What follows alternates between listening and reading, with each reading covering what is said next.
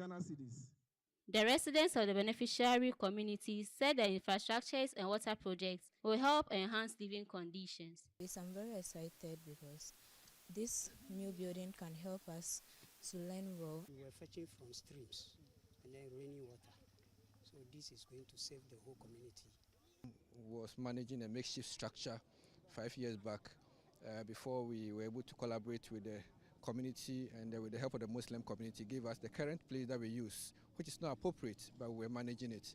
So with the collaborative efforts of everyone, today we are seeing this milestone and we are very happy that this is going to really contribute to quality healthcare delivery and improve the well-being of the people of Atakrum and its environs. As we start from 1, we are going to 2. So far as now we are getting 2.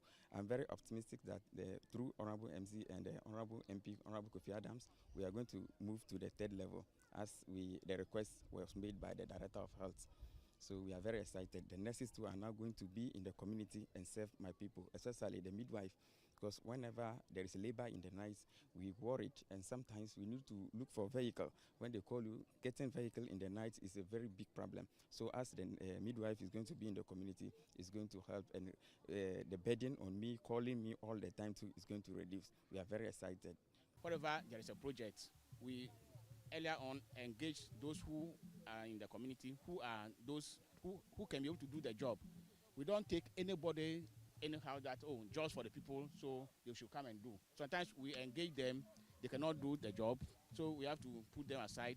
Though we have our own expertise to come, but we still engage the community, those in the community to assist, so that they can also get something for themselves. That's what we always do, and we are going to do the same as over here.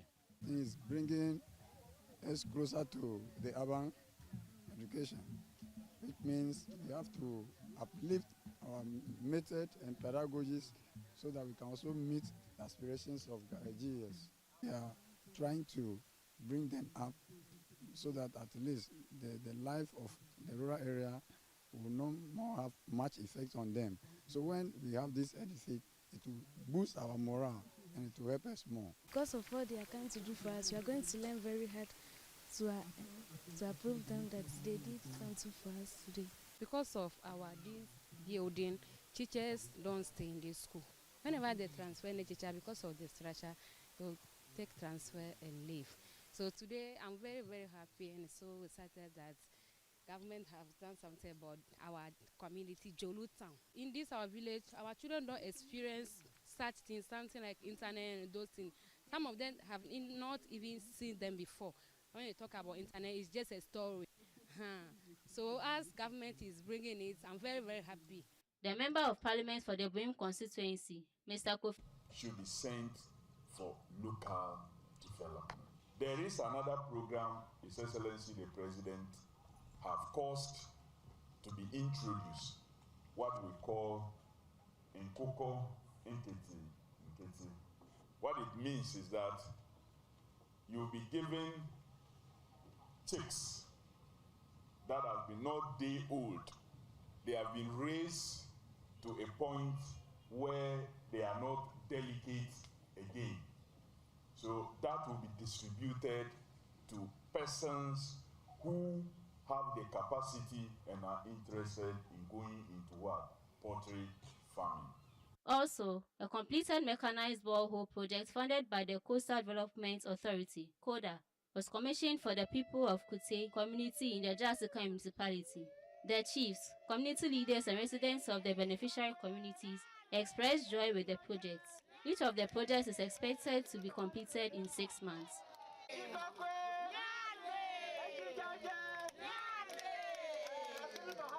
They've not been anything like needs assessment. When I came, we did needs assessment, and one of the key things that we find out here in Kute is a water issue, and so there's a need for us to do this. Once we saw that something like this had been done, we have decided to go ahead and then make payment to the contractors, or assure the contractor for that we are going to make payments, so he will hand over the project to us, which we have also given back to the community. We are supposed to drill 10 new boreholes, and so far we have advertised and we are drilling 11. MP is also doing his best. He has also advertised 5 of these boreholes, and this community is going to benefit from the borehole. Next year, I'm looking at giving this community about 5 mechanized boreholes, and then we're also going to mechanize the existing ones. Some have been drilled in the past but have not been mechanized, and so I'm going to ensure that those ones are also mechanized. They should own it. It is their project, and so we have a committee in place that will take care of this, and they will be frequenting here to see how best they are handling it. We are not just leaving it for them, we shall also monitor and supervise its use.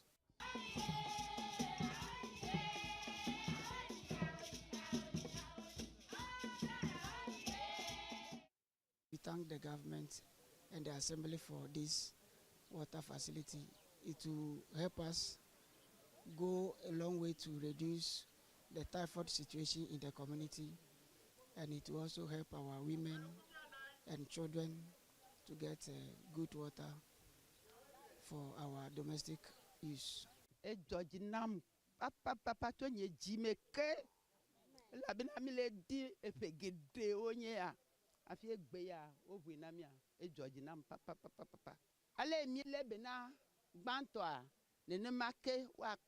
Be o mi le bele na ko aga ko bubu ko ba pe na mi ta mi akpogbo be mi le be na tia be kuhideke magava kudebe tia agblele mi agbo. This was a thing that we are looking for long time, and they have started it, but they didn't complete it, and today they have commissioned it for us. We thank God, so we feel happy. Water remains a challenge. We don't have a general water system that distributes to every community from a central point. So you would have to make sure that you provide this kind of facility, and be enough, will generate enough pressure to satisfy big communities like this. So it is important to provide them a strategic location, and especially for a health facility. Everybody knows it goes with water. You would have to be washing your hands regularly and using water. So it's so strategic that even before the first block is laid, we have already made arrangement to drill water. It tells you that leadership is thinking right now as far as this municipality is concerned. In another development, the Member of Parliament for the Boim constituency and Minister of Sports and Recreation, on behalf of the Jasikan Municipal Assembly, donated cash and some items to 55 people with physical impairments and physically challenged persons at Jasikan.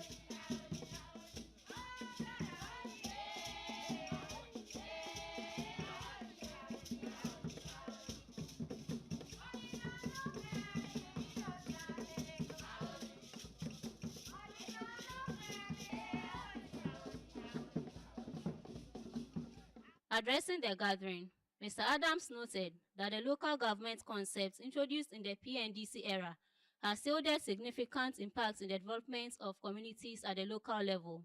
He revealed that this year, government has disbursed 88% of budgetary allocation to the Metropolitan, Municipal and District Assemblies Common Funds to initiate projects for the development of the people.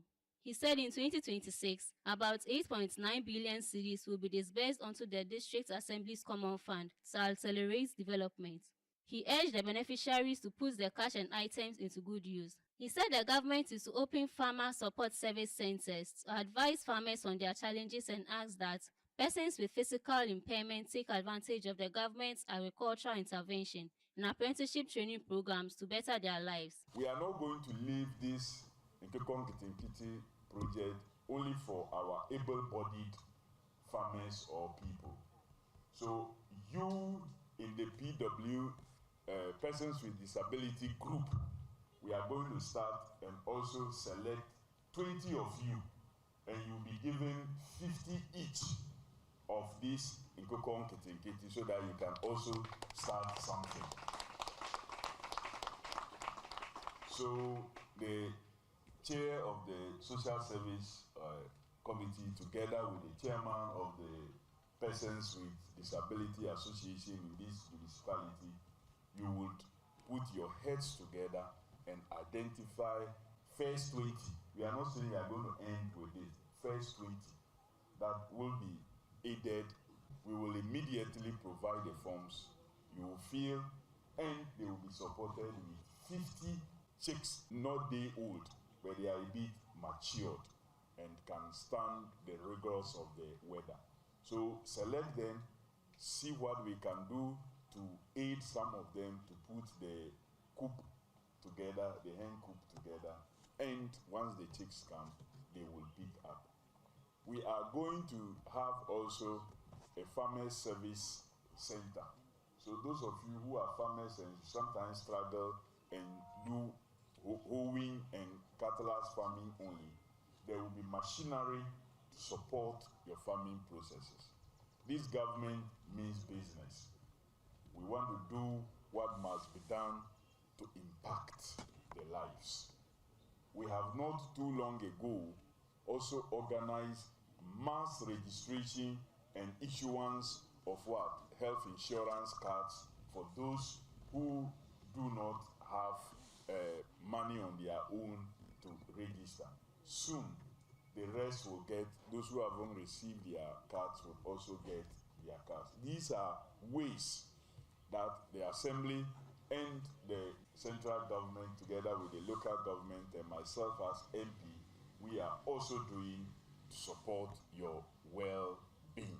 The MC, Mr. Park Davis Majigbe, said government is committed to ensuring meaningful development at the local level of which said persons living with disability are not left out. We understand that persons with disability often face unique obstacles, but we also see the incredible potential within each of you.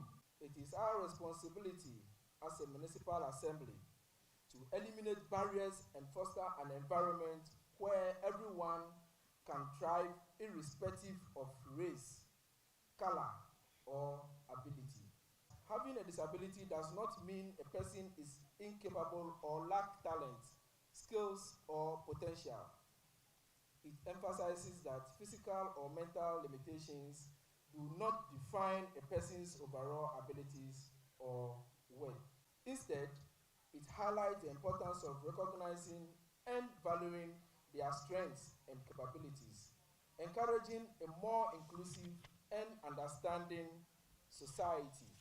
Every person deserves the opportunity to live independently with purpose and respect.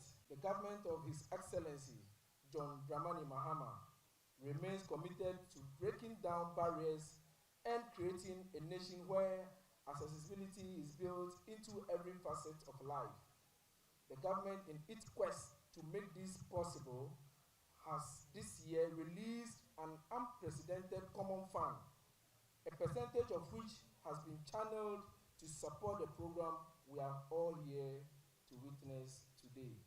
Through initiatives like this, we aim to empower you with tools necessary to pursue your dreams, enhance your standards of living, and enable. Mede bɛyɛ coastal ama no mɛkɔ akɔtɔ nam na mede egu mu na mede ayɛ adwuma de ahwɛ no Awurade nhyira ma hama mankae mansusu ne saa Awurade kae no ɔne ne ministers ɛne MPs no Awurade nhyira ɔmo na ɔmo ahoɔden na ɔmo nkɔ kodin ɛfɛn di ɔman Ghana so.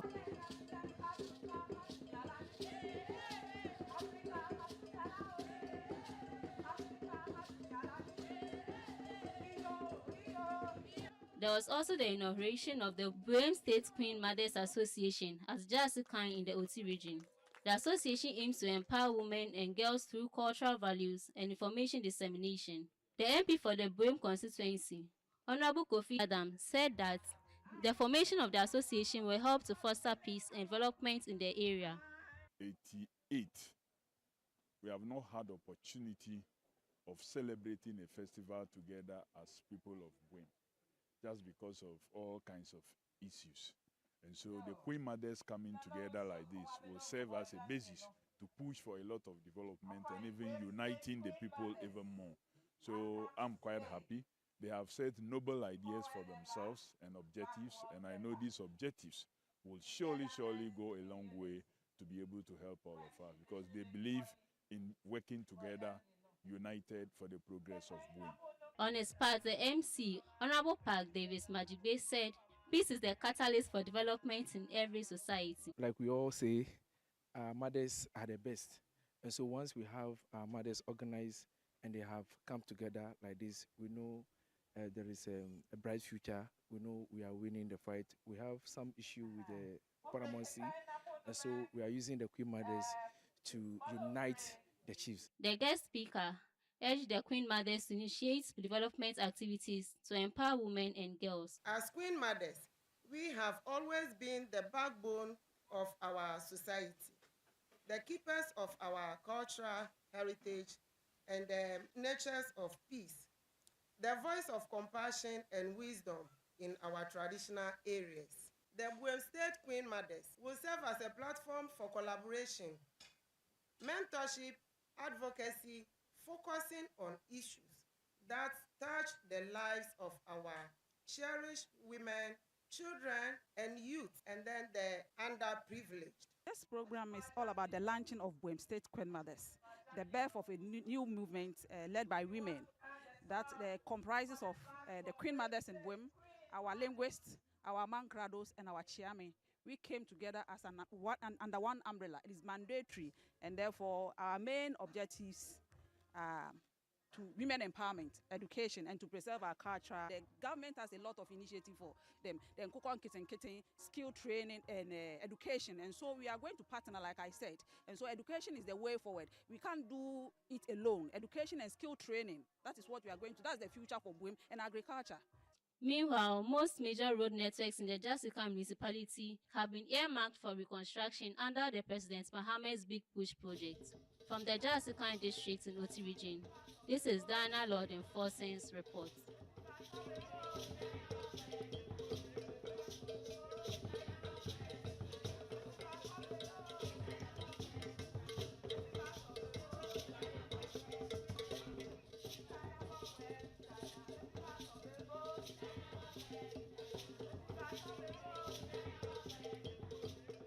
It's still the new when it comes to the game of pugilism, and this man has decided that for the next 4 years he's going to, with his team, marshal resources, their time, everything, their knowledge, to make sure that juvenile boxing, amateur boxing in Ghana, the narrative changes.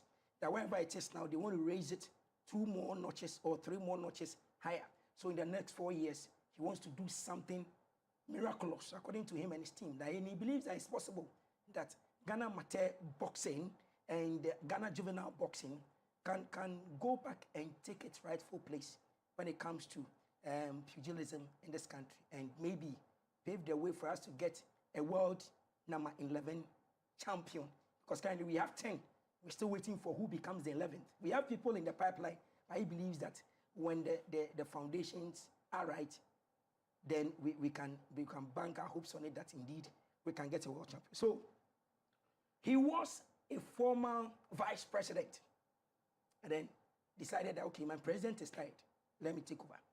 So he understands the ins and outs. No other person than Alhaji Dauda Fuseni, president, Ghana Boxing Federation, is in the house. Prezo, most welcome.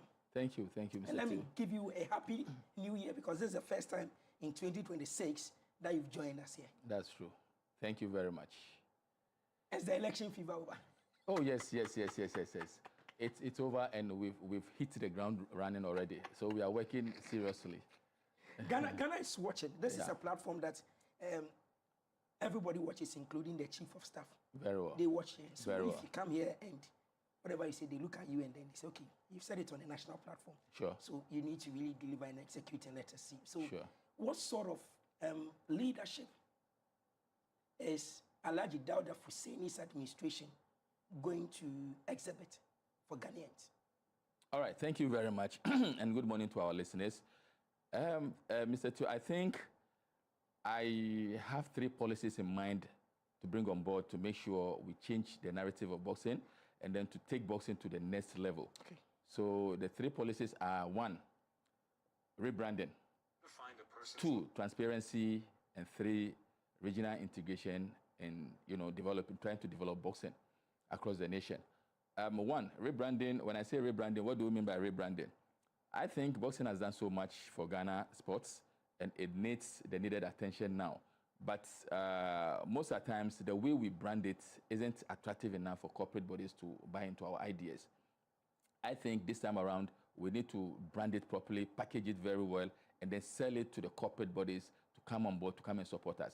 Boxing, I always say, we have talent. We are blessed with full of talent here in Ghana. And the only thing or the only challenge we do have when it comes to boxing development is about finance. And how do we get the finance? We need to go to the corporate bodies to help us. But then here is the case, we have not packaged the sports very well. So anytime we go to them, they turn a deaf ears on us. They don't even listen to us. So this time around, in my tenure, I am coming with a different, set of mindsets to make sure I bring in rebranding, where, we're going to put everything in order, restructure how it is. Restructure a new boxing administration altogether, whereby we'll make sure we'll set a team, a committee, a very robust committee, sponsorship committee and marketing committee, to go out there, to go and solicit for support, solicit for fund, so that we can do a very good boxing. One, when I talk about rebranding, you see, from the past, when you go to boxing events, so many things do happen there which is not good. And most of the times, it deters people who love boxing to come to boxing programs of such nature, or to even think of supporting the sport. They see it to be a violent sport. They see it to be a sport which, like the fans are not disciplined enough. But that is not the case. We are going to give them a different mindset altogether. We'll let them understand that boxing is a science, it's a very disciplined sport. Because without discipline, you cannot do boxing. But it is rather being interpreted differently in a different language, because of the few ones that are so, violent enough, that are not disciplined enough to, they come there and they misbehave. That is why it is carrying a negative image out there. But in our tenure, we are going to put a stop to all of that, portray the right nature of boxing to everyone, so that they can come on board to support. That has always been the challenge, and that has always been why we have not been getting sponsors to come on board to support. In a nutshell, you want to restore confidence. Very well. Confidence in the sport of boxing, confidence in the sports, the boxing lovers, so they can come on board to support us. I believe we have a lot of people who so much love boxing, and they have it at the heart. And I believe with the right steps, they may come on board to come and support boxing. Do you and your team, you are leading the juvenile and amateur boxing front now? Yeah. Do you have data? What does this really tell you? How many young boys and young girls love the sports, are practicing the sports, have the potential of practicing the sports? Do you have data? Yes. Okay. So that is one area we are also focusing.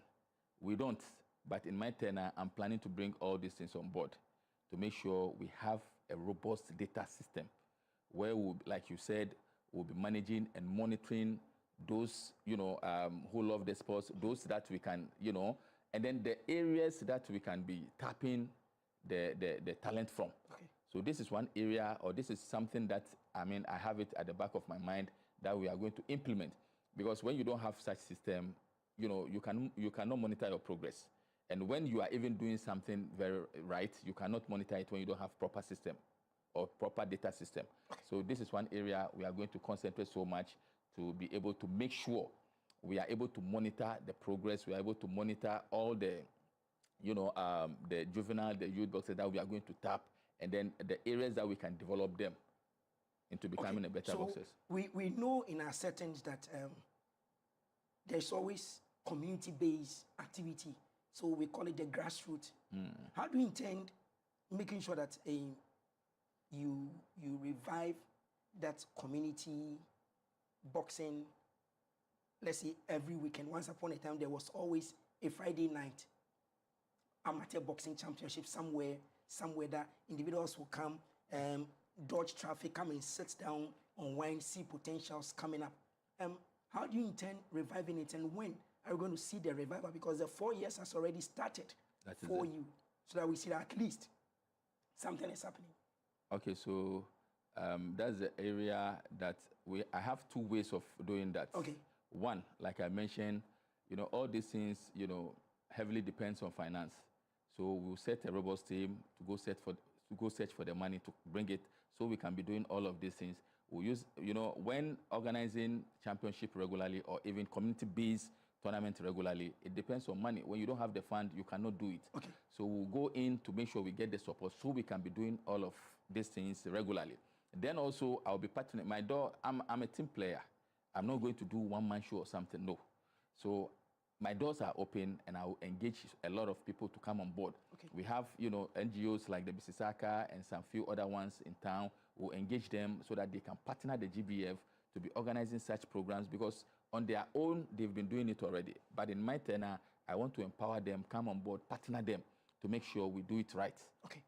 So now, I know you have a mission, a vision similar to that of the GOC president. He wants athletes in Ghana to have education and continue their sports. Very well. He doesn't want one to be bigger than the other. He wants it to go in parallel. Do you follow that step?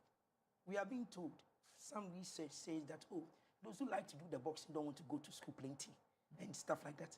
Are you going to encourage school boxing, or how are you going to approach it? Of course, that is how it's supposed to be. Because if anyone tells you that boxing is for the, excuse my language, cobbler's, or those who doesn't want vagabonds, to, we call them. The vagabonds, those who doesn't want to go to, it's absolutely wrong. I will not buy that idea at all. We have boxers who have their masters, all right? And we have boxers who are even currently in school, SS3, SS2, and so on and so forth. So the area of support, when it comes to education, is already there. Because I quite remember there was one man who came to organize, he came with a project that he said, school, is it box before school or school before, something like that. You understand? So, the idea is there. To push children, okay. Exactly, the idea is there. Small, exactly, go to school, that come is and it. And then also with Jasikan, like I mentioned earlier on, theirs is to give scholarship to the kids, full scholarship. See them through education, because they are even more into the education than the boxing, because they think there is life after boxing.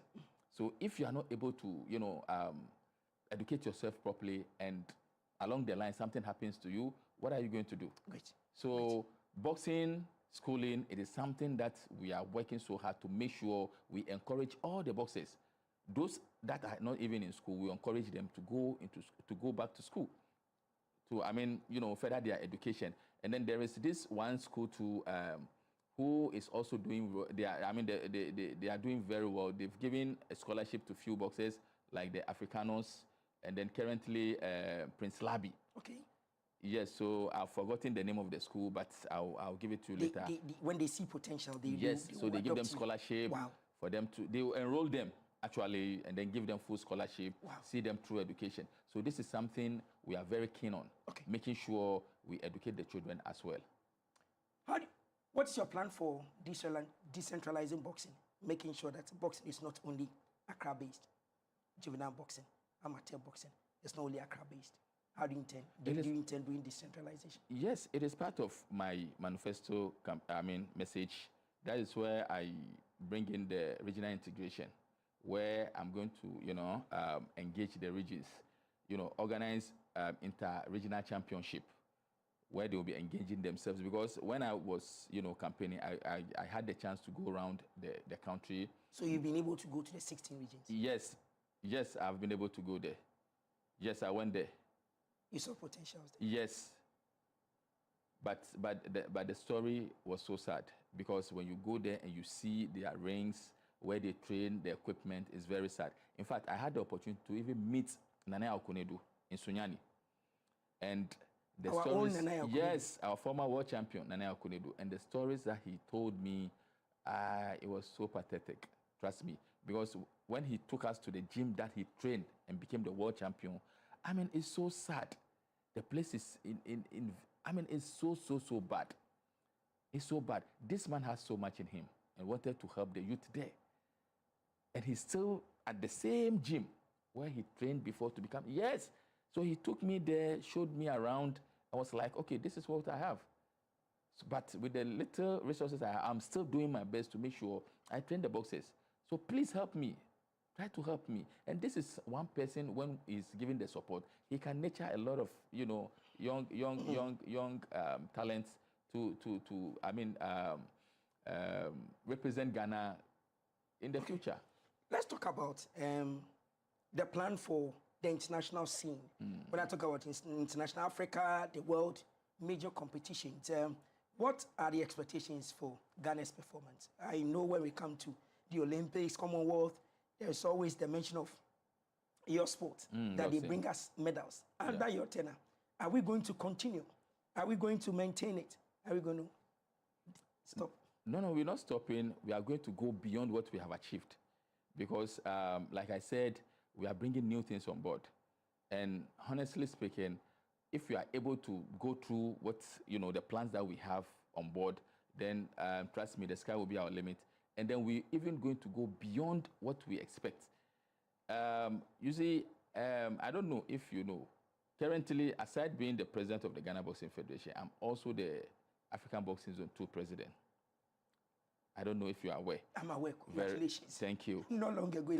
Thank you. So what I plan doing is that because of my current position with the African body, I'll also make sure I liaise with the African, body to, on a regular basis, to be organizing maybe 4 or 5 tournaments, like 4 or 5 nations tournaments on a regular basis, because we have the facilities already here in Ghana.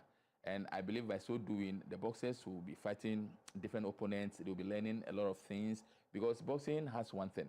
When you always fight with the same people you know, you don't improve. Okay. So for instance, on our screens are some amateur boxers. You look at them and the technique, the desire is there, the energy is there. They need somebody to coach them. They need somebody to tell them that after school. Because after this, they will get tired. They need food to eat. They need clothes to wear. They need to be look good. So these ones are the ones we're talking about. And so you are bringing to do what? A 3-nation tournament, a 4-nation tournament. Very well.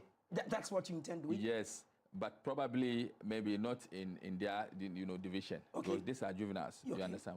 Probably we'll be focusing on the youths, the elites, because they are the ones that need that support and that need that sharpening. Okay. Because these ones are coming, they are up and coming.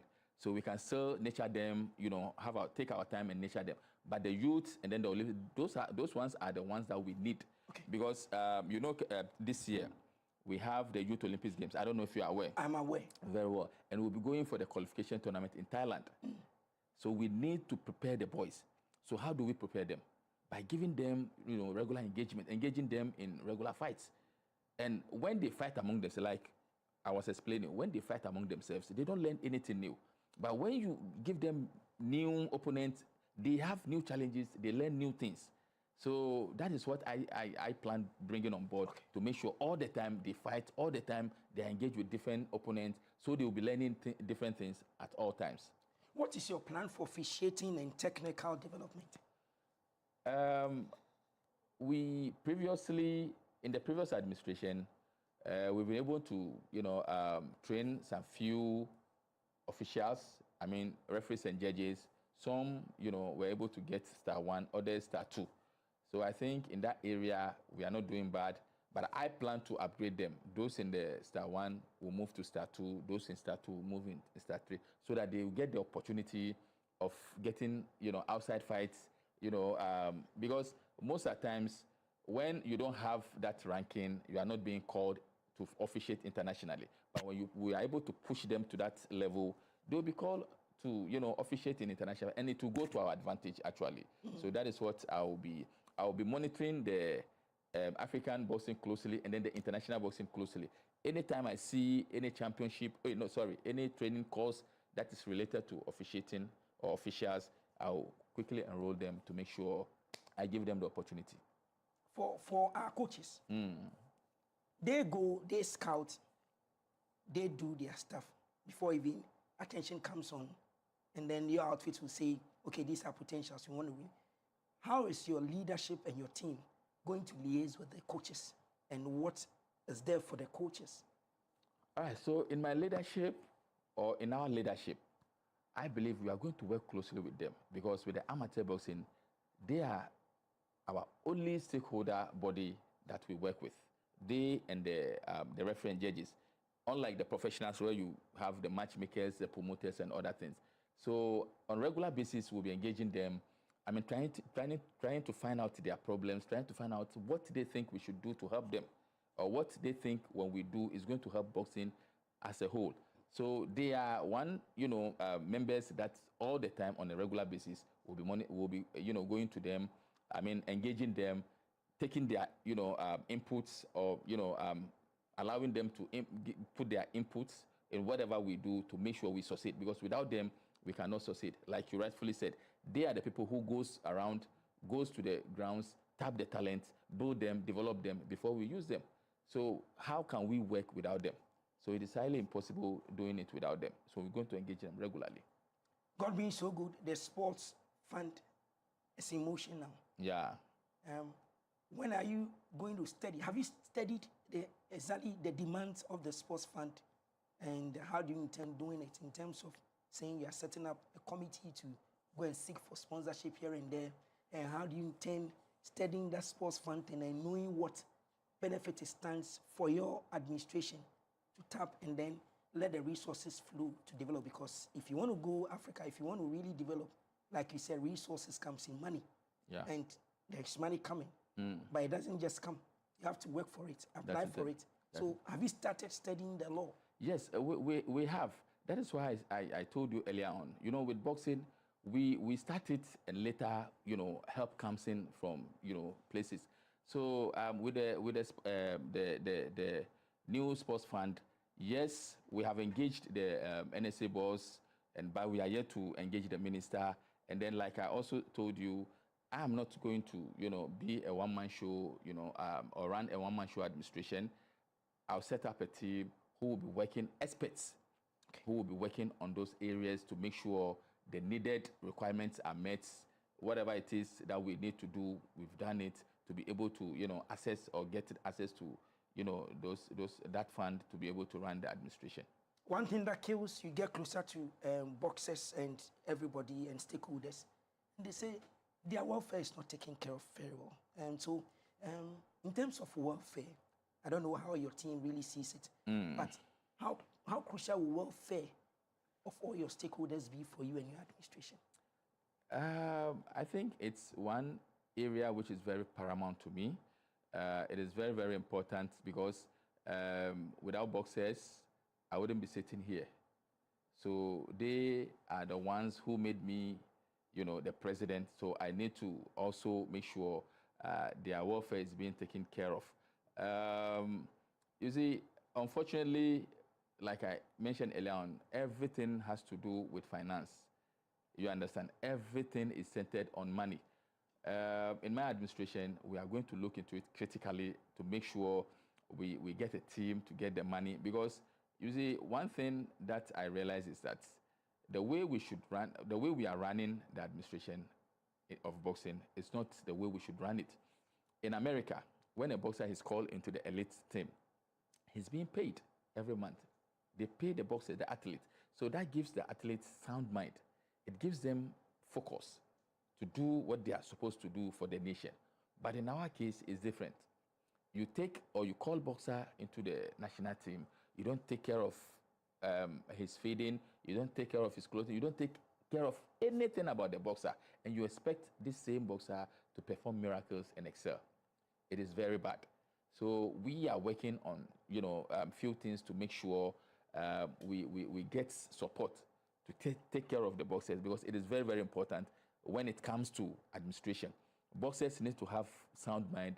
They need to have, they need to be focused in anything, like in the area of their, boxing. They need to be focused, because when a boxer comes to training, he trains, he goes back home, he doesn't get food to eat. That same boxer will be forced to go out to go and work and get some money. So the energies that he needs to reserve for, you know, the next day training or for fight or whatever it is, he will go out there to exert that energy in, you know, in doing different things. Just to make sure he gets... Yes, we'll get sure. enough time to come and delve into it, especially nutrition, their medics, everything. Exactly. At least, because this sport, it's a critical sport. That is it. Because, you know, sometimes you say, oh, Ghanaian boxer goes out there, he fights very well round 1, round 2, he's tired, he cannot continue again. There are reasons for that. Okay. And you feel that you can start from the amateur and the juvenile level? There are reasons for that.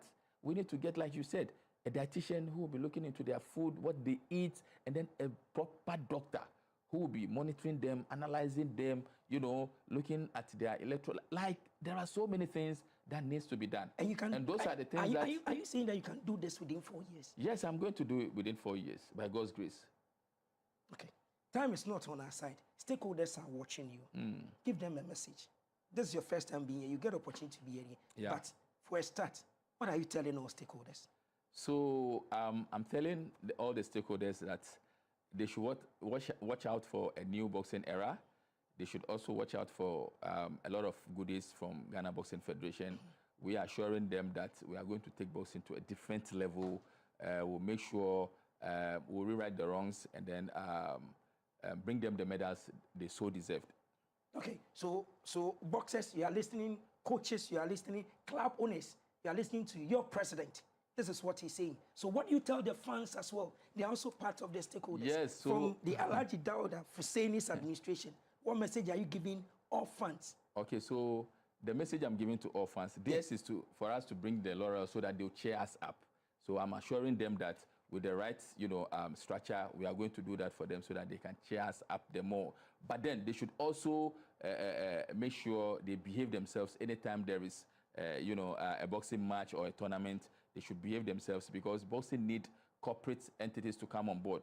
We need big men to come on board. And most of the times, the, you know, feedbacks we've been hearing is that, you know, the people, when you come to boxing shows, you know, the violence there is too much, so they don't want to come again. So when these things happens, it deter, you know, potential, you know, sponsors and other things away from boxing, which is not good for the sport. So we are begging them to be disciplined when it comes to, you know, boxing tournament. Then also I want to chip in here.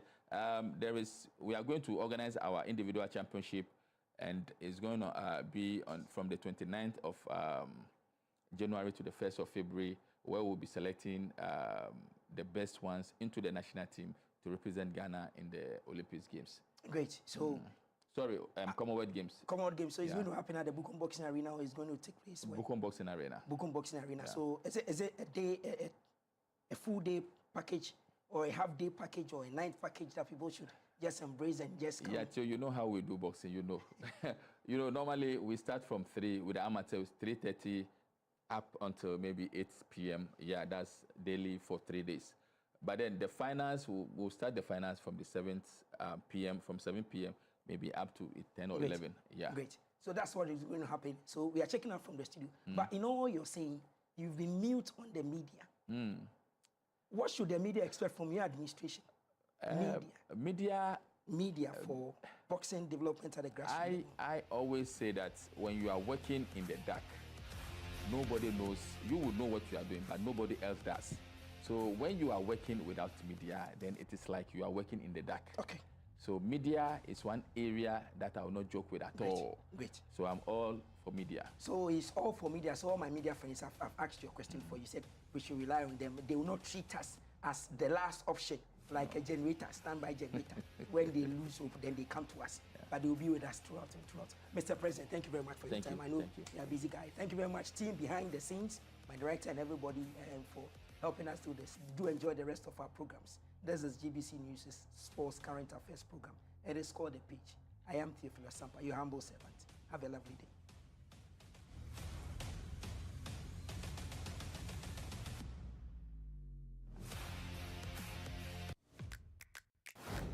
Meet Kwame. He's not just any Kwame. He's Kwame the TV license legend.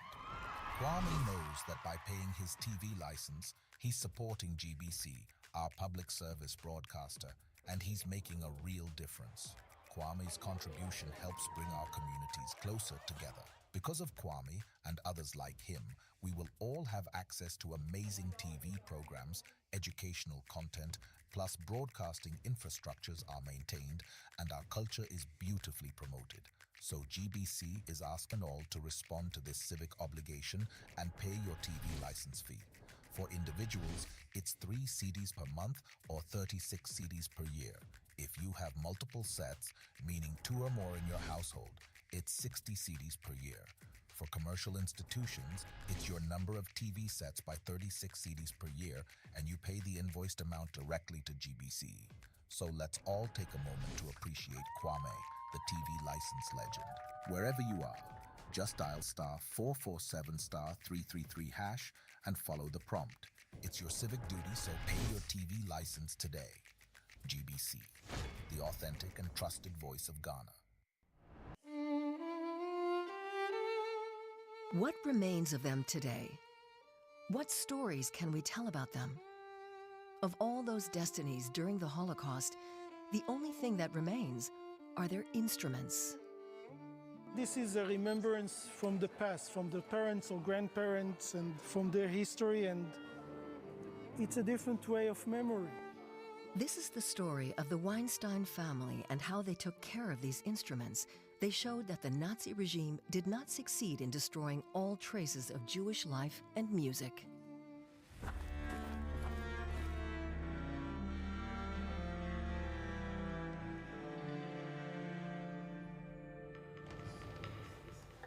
Getting these instruments to sing again was no easy task. Many were not played for decades.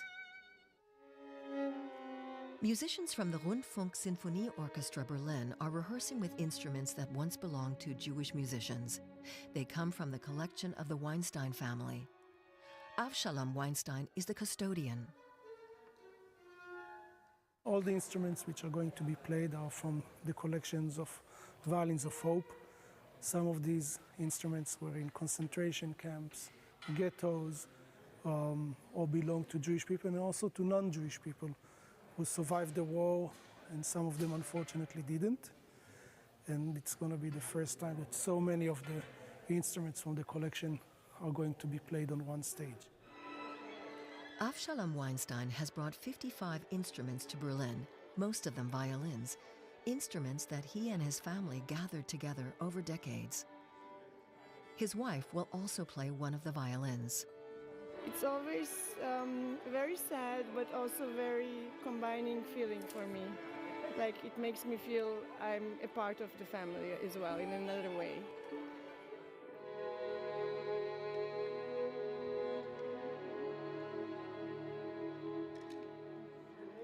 Avshalom Weinstein accompanies the instruments whenever they travel the world to be played by various orchestras.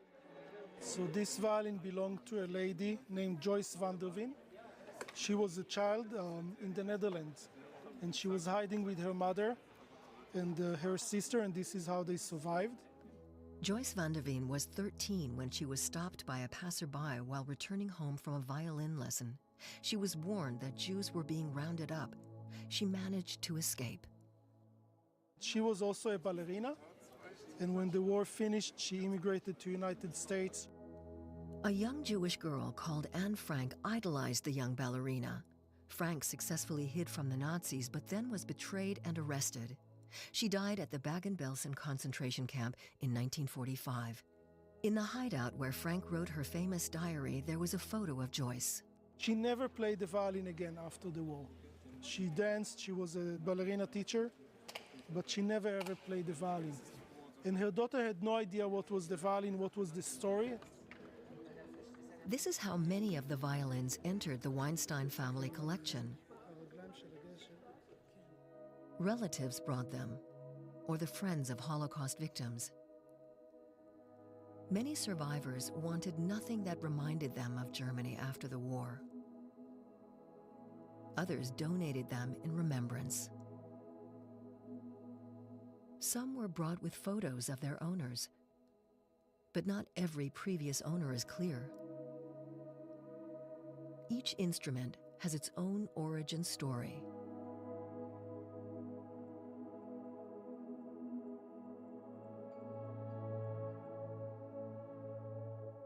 This is kind of a klezmer violin. These are very simple instruments which were made around 1900. You can see this Star of David. These are originally inlays. Now most of these instruments we don't know to whom they belonged, so we dedicate them to different people. And this one is dedicated to my great-grandparents who lived in Vilna and never came to Israel, and they were all killed with their kids. And only my grandfather and one of his brothers survived. All the rest with their families were killed in Vilna. My grandfather's religion was music. He loved music, and he knew that the musical instruments, they were not the ones to make all these horrifying, horrible things. And he didn't want to see them being deserted, broken, abandoned, and he bought whatever he could. Avshalom's grandfather passed the business on to Avshalom's father, Amnon Weinstein. He continued buying and restoring the violins. The violins of hope, as he called them, became his life's work. He brought them back to Germany for the first time and arranged for German musicians to play them. Amnon Weinstein died in 2024. It's never been planned to become what it is today, no. And my father spoke on a radio show, and he asked if people had instruments that belonged to Jewish people who were in the Holocaust, if they would like to give us, that we can put it as an exhibit and do concerts and lectures. And we started getting more and more instruments. The first lecture was 8 instruments, and then the first concert was, I think, 4 violins. And after that it started growing, and today we have 70 instruments traveling. 2025 is a special year. It is now 80 years since Nazi Germany was defeated. A time for the world to reflect on the beginnings of the horror. How could the Holocaust happen?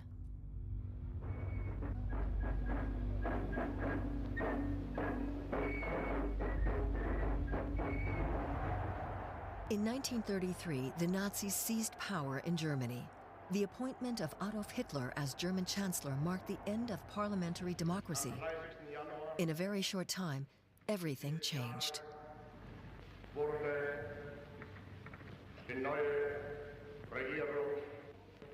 Through terror and semi-legal methods, the Nazis were able to push aside the rule of law and move towards dictatorship in a very short space of time. Everything was brought into line with Nazi ideology, pluralism destroyed.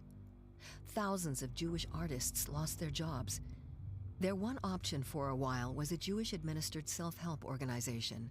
This cultural association organized concerts, readings, and Jewish cultural life.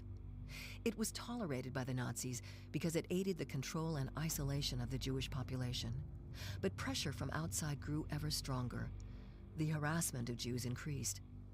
The November pogroms of 1938 were followed by the enforced closure of most institutions. Synagogues across the country were burned to the ground. The Nazis wanted to eradicate every trace of Jewish life, but they did not succeed.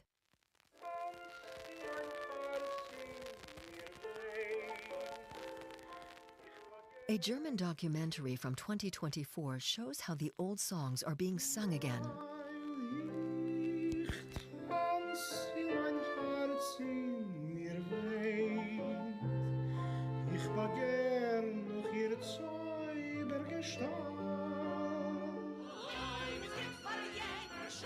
The Zema Ensemble in Berlin is one group that is bringing the music to life again.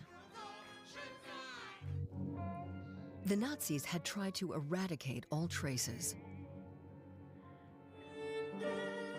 Descendants of Holocaust survivors around the world are now ensuring that the music is performed once again. Israeli composer Amit Vaina has been touring his program Music in Times of Tragedy internationally for 13 years.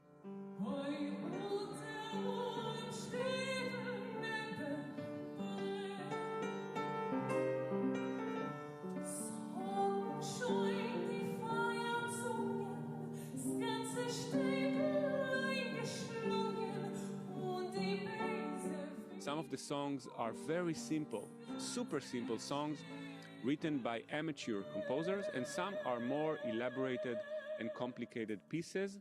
How can it even be possible that people wrote music when they had nothing to eat? So that's, I think, that is the power of keep playing that music. And I think it's relevant during our times as well, to let people understand, I'm a musician myself, and to let people understand that to me, music is something that is more relevant during times of violence. It doesn't become less relevant. It's becoming more relevant because it gives people something to live for, it gives them meaning, it gives them hope. Music and musical education were considered of great importance to many Jews in Germany and were an important part of their cultural identity. Many Jewish citizens were part of the educated elite. The idea that they would be in danger in their homeland was unimaginable for a long time. When they were deported, many took only their most valuable possessions with them. Violins were light. Larger instruments were too cumbersome. One reason why Avshalom Weinstein and his family have so many violins in their care today. First of all, thank you very much. I know it's not easy to work and play on instruments which are not yours. In the camps, there were many orchestras. Because the Nazis wanted to have music, musicians, sometimes they had, let's say, easier works, maybe one more piece of bread, maybe a little bit better coat, and this could have meant survival.